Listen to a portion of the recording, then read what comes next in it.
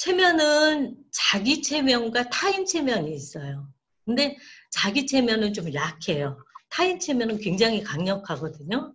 그래서 타인 체면은 가르쳐 드릴 수가 없는 거니까 시간이 엄청나게 오래 걸리는 거니까 오늘은 자기 체면 한 가지만 가르쳐 드릴게요.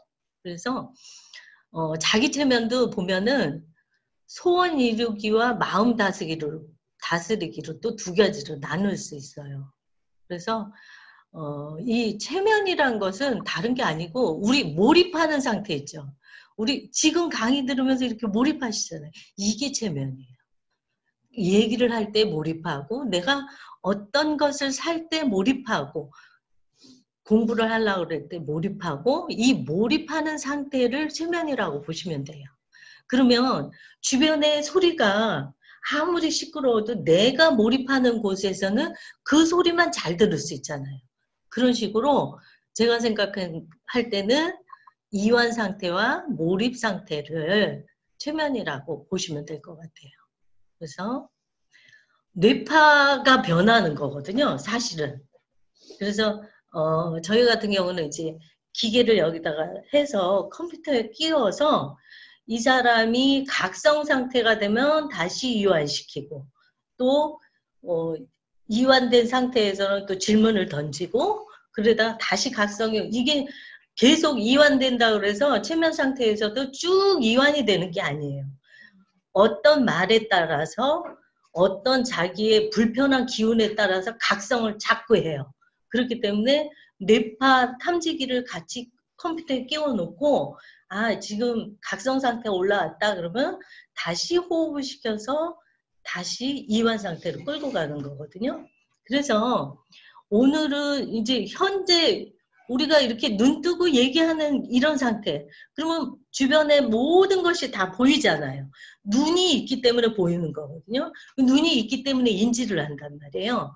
그래서 요때 상태가 베타 상태라고 그래서 모든 의식적인 활동 상태를 말하고 있어요. 그 다음에 알파파 상태. 요게 이제 명상 눈을 감은 상태. 지금 할 자기 체면의 상태예요. 그 다음에 요게 이제 가수면 상태예요. 여기까지 가는 게 타인 체면이 할 수 있는 일이에요. 그 다음에 아주 깊은 수면 상태, 이건 델타파라고 하는데 체면에서는 이곳까지 가는 것을 썸렘블리즘이라고 해요. 그래서 요거는 체면을 하다가 왜 체면 다 끝나고 나서 나 기억 하나도 안 나요? 하는 부분이 있어요. 나 그 무슨 얘기했는지 몰라요? 이 얘기가 있거든요. 그때가 요 썸렘블리즘 상태예요. 그래서 저 같은 경우는 체면을 할 때 세타파까지만 내려가요. 더 내려가면 어떤 문제가 있냐? 더 내려가면 자기가 몰라. 무의식에서는 처리했어요. 근데 자기가 의식이 있는 상태에서 내가 이런 부분이 예전에 어떤 행동이랑 연결이 됐구나. 만약에 내가 사람을 미워하는 부분 때문에 몸이 아프다든가 아니면 인간관계가 안 풀린다든가 그랬을 때 의식을 해야 나 그러면 그때 했던 행동과 다른 행동을 해야 되겠어 라는 의식이 있어야 되는 거거든요. 그런데 요 델타파까지 내려가가지고 아예 더 깊은 수면으로 내려가 버리면 그거를 의식 못하고 처리를 하고 나와요. 그러면 현재는 좋아져요. 많이 좋아져서 거기에서 벗어난 것 같지만 언젠가는 다시 또 같은 맥락이 있을 때 또 같이 올라온다는 거죠. 약하기는 하지만. 그래서 체면은 여기 세타파 정도까지 가는 거고 지금 오늘 할 거는 여기 알파파 정도까지 간다고 보시면 돼요. 그 다음에 이 체면에서 의식, 잠재의식, 무의식, 현재의식 이런 거를 얘기를 안 할 수가 없어요.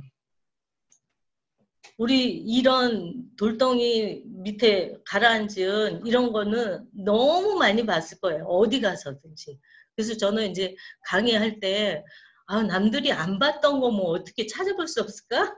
라고 생각할 정도로 이렇게 찾아보는데 여기서 보면 의식 상태 보면 요 돌 있잖아요. 요 돌까지는 위에 나와 있는 거는 의식이에요. 근데 요 돌은 잠재의식이라고 하는 거예요. 잠재의식과 무의식은 그냥 심리학에서는 통틀어서 얘기를 하는데 최면을 하는 사람은 좀 분리를 해요. 잠재의식 같은 경우는 자기가 가지고 있는 거, 무의식 같은 경우는 집단무의식까지 얘기하거든요. 그래서 집단무의식 같은 경우는 사실 우리가 몰라요. 알 수도 없고 도대체가 내가 어떤 행동을 하는데 왜 생뚱맞게 이런 행동을 할 수 있을까? 이런 부분. 난 왜 마음이 저 말을 들으면 왜 내가 마음이 상할까? 라는 이런 부분들이 있어요. 그런 것들은 요 집단무의식 쪽에서 찾아보는 거예요. 요 잠재의식 같은 경우는 내가 가지고 있는 힘이에요. 그래서 여기에다 어떤 것을 집어넣느냐에 따라서 내가 의식에서 힘을 쓸 수가 있는 거거든요. 그래서 이 잠재의식 같은 경우에 어릴 때 가지고 있는 게 있어요. 내가 부모 때문에 태어난 거죠? 어떻게 보면 이 때문이라는 말도 또 안 맞는 거거든요. 부모를 우리가 선택을 한 거예요. 조금 더 깊이 들어가면. 내가 선택을 해서 이 세상에 태어난 거거든요. 그랬을 때 우리는 부모와 같은 이제 나이가 점점 드니까 거울을 보면서 저희 엄마가 이자, 옥자, 순자거든요. 근데 거울을 가만히 이렇게 막 하다가 어느 순간 내 엄마가 거울 속에 있어요. 엄마야. 너무 놀라서 옥순 여사님 왜 여기 계세요? 이럴 정도로 목소리도 닮고 얼굴 모습도 점점 닮아가는 게 있어요. 그런 부분에서 봤을 때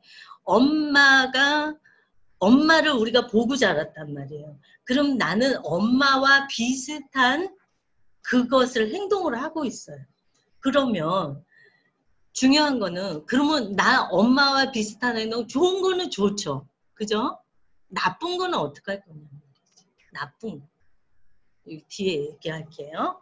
자, 그래서 무의식에는 이제 이렇게 많은 것들이 있어요. 두려움이 있고 수용할 수 없는 욕망, 비합리적 소망, 수치스러운 경험, 이기적 욕구, 부도덕한 충동, 폭력적 동기 이런 것들이 있고 전의식 같은 경우는 왜 우리가 이런 거예요. 기억이라는 게 있잖아요. 내가 길을 갔는데 딱 누군가가 이렇게 가면서 안녕하세요 이렇게 얘기를 했는데 나도 모르게 안녕하세요 인사를 했어요. 그러고 나서는 지나면 누구지? 모를 경우가 있단 말이에요. 초등학교 때 만났나? 아니 동창인가? 아니면 옆집 누군가? 어느 동네 살았던 거 다 기억을 해요. 근데 기억이 안 나. 날듯 말듯한 기억에서 가다가 어떤 거를 딱 보면서 맞아 그 사람 이렇게 얘기하는 경우가 있거든요. 그럴 경우에 이제 그 상태를 전의식 상태라고 하고 여기에 저장된 지식과 기억들이 전의식 안에 다 있는 거예요. 그래서 사실 체면 같은 경우는 지금 이제 자기 체면 같은 경우는 전의식을 살짝 터치해 주는 거고 타인 체면 같은 경우는 요 잠재의식을 터치해 주는 거고 그 다음에 더 깊은 무의식은 아예 이 옆에 것들을 다 터치해 주는 거예요. 그렇기 때문에 이 기억 같은 경우를 봤을 때 내가 어떤 기억에서 기억이라는 건 과거잖아요. 그죠? 과거가 기억이 된 거란 말이에요.